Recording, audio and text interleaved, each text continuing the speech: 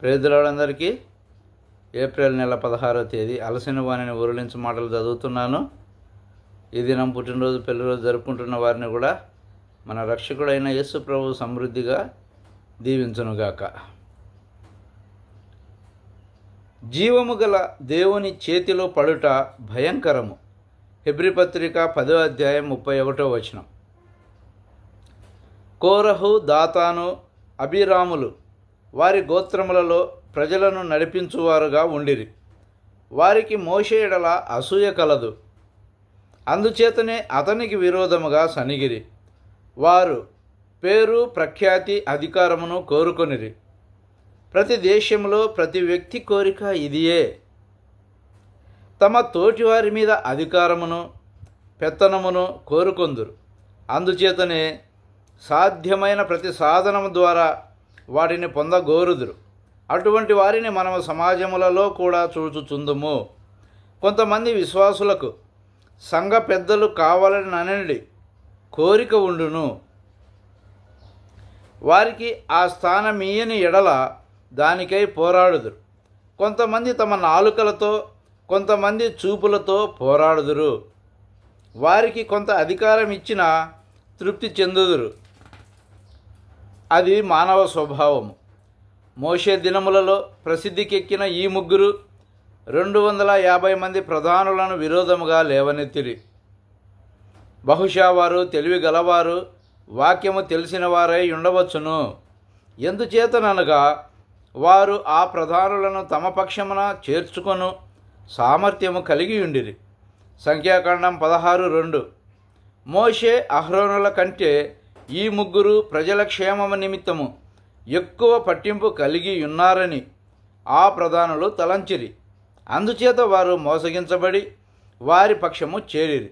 దైవజనులైన మోషే, అహరోనులకు వ్యతిరేకముగా లేచిరి.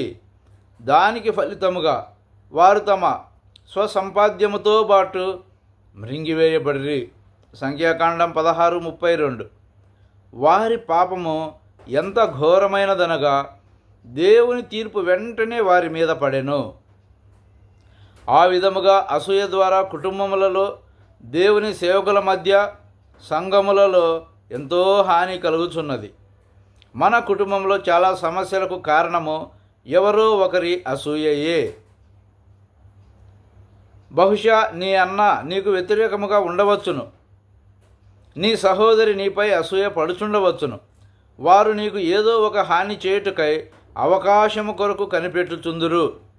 కొన్నిసార్లు నీకు ఉన్నత పదవి వచ్చిన యెడల నీ ఆఫీసులోని సహపాఠి ఉద్యోగులే నీపై అసూయ పడుదురు.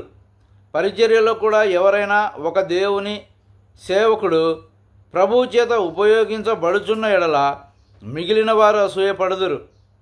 వారు ఎందుకు ఫలానా వ్యక్తికి అధిక ప్రాధాన్యత ఇవ్వబడుచున్నది అని తలంచుదురు. ఆ విధముగా అసూయ ద్వారా, అనుమానము ద్వారా శత్రువు అధికమైన హాని కలిగించును. అసూయ అనున్నది గొప్ప పాపము. దేవుడు దానికి చాలా కఠినముగా తీర్పు తీర్చును. ఇప్పుడు ఆ తిరుగుబాటుదారులు ఏ విధానములో మోషే, అహరోనులు మాకంటే శ్రేష్ఠులు అని కూడా అనుచున్నారు. బహుశా వారు లేఖనములను ఎరిగిన వారై మోషే కంటేను చక్కగా బోధించి ఉండవచ్చును. బాగుగా ప్రసిద్ధికెక్కిన వారై, చక్కగా మాట్లాడగలిగిన వారై ఉండవచ్చును. అందుచేత వారు గర్వించి మోషే కంటేను బాగుగా తెలియనని తలంచియుందురు. ఈ దినములలో కూడా అనేకులు ఆ విధముగానే మాకంటే నీవు ఏ విషయంలో అధికుడవు, మేము కూడా బైబిల్ చదువుదుము, మాకు బైబిల్ బాగుగా తెలియను అనుచుందురు. వారు మంచి బైబిల్ జ్ఞానము కలిగి ఉండవచ్చును. రక్షణను గురించి బైబిల్లో వ్రాయబడిన వాక్యములన్నింటినీ ఎరిగి ఉండవచ్చును.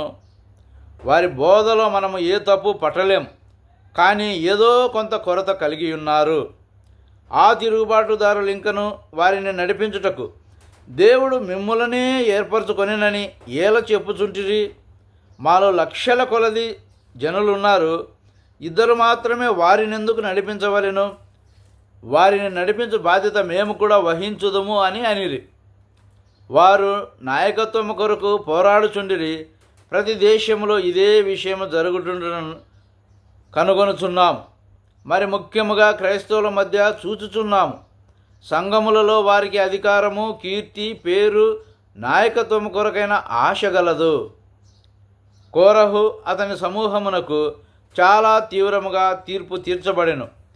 మనము హెచ్చరిక తీసుకుందాము. అందరికీ వందనాలు. Thank you.